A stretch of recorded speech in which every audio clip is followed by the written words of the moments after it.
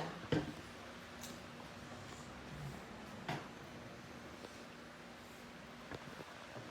Polygamy is defined as the custom or practice of having more than one wife or husband at a time. It's a taboo subject in the United States and has been for quite a while.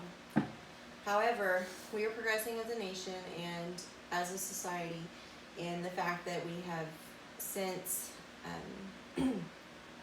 stopped marrying girls off between the ages of 12 to 15. We no longer have rules and regulations against interracial marriage.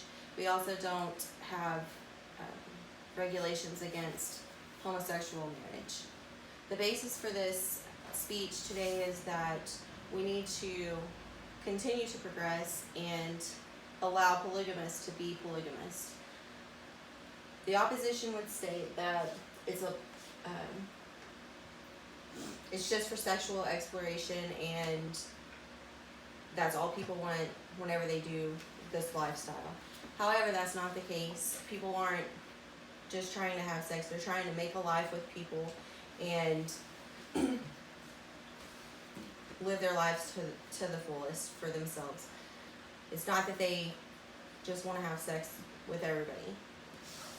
Married man can go and want to have sex and have temptation and go and cheat on his wife, which causes divorce. If you are in a relationship that already expects that, you are all consenting adults and you have your own personal rules and your own expectations, then and that's fine within your family unit, then that would reduce actually the tendency for someone to cheat. Also, people would say that it's immoral and that it degrades the sanctity of marriage because those people feel that the marriage should be between one man and one woman. But just because that's your belief doesn't mean that it's everybody's belief. So if someone feels that being with multiple people is okay, why should they not have that right to do so? Another opposition would say that it's abuse. It's not. Who is it abusing? It doesn't abuse anyone. It doesn't abuse the people from the outside looking in. It doesn't abuse the people that are inside of it. Actually, one of the top reasons would be that you have an in-family support system.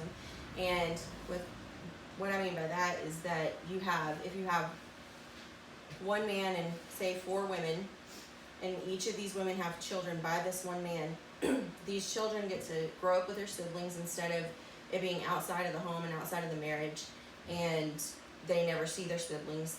These actually get to see their siblings and grow up with them and get to know them. Also, you have 4 to 5 incomes coming into the household, which lessens the chances of you having to be on welfare or Medicaid and things of that sort.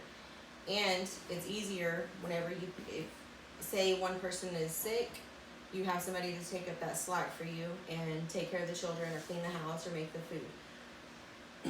It's also a valid lifestyle choice. So to say that it's only for sex or just to be dirty or whatever, that's just somebody's opinion. It's not actually the case.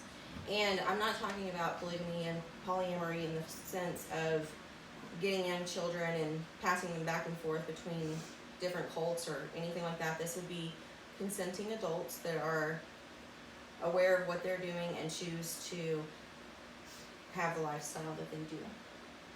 And also, the main thing I think would be ensuring legal protection should the spouse die, so that it doesn't just go to the initial spouse. It can go to what now they have is spiritual weddings and spiritual bindings. It would be an actual legal binding so that everybody would be protected, everybody would be beneficiaries, everybody would have those types of entitlements. Polygamy and polyamory is more common than you would actually think. 16% of the United States actually deem it acceptable, according to thedailybeast.com. Also, 50 to 100,000 relationships are reported as being a polygamous relationship in the United States.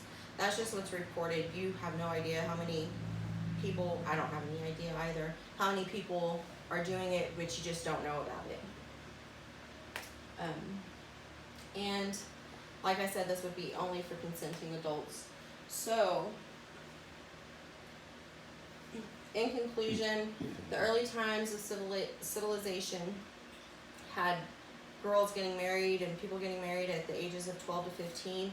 Again, interracial marriages were not condoned and they were frowned upon.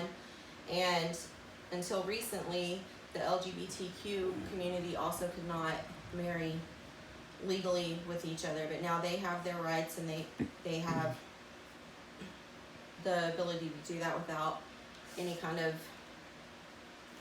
backlash or anything like that. Also, with the amount of people that are in the world, not just the world, let's just say the United States, with the amount of people that are in the United States and the fact that women outnumber the men, how can one think that you only can love one person ever in your life?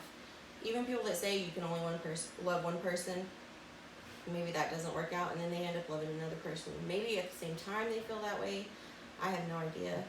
But my stance is that polygamy and polyamory and marriages as such should be legalized so that everybody can be protected in the end.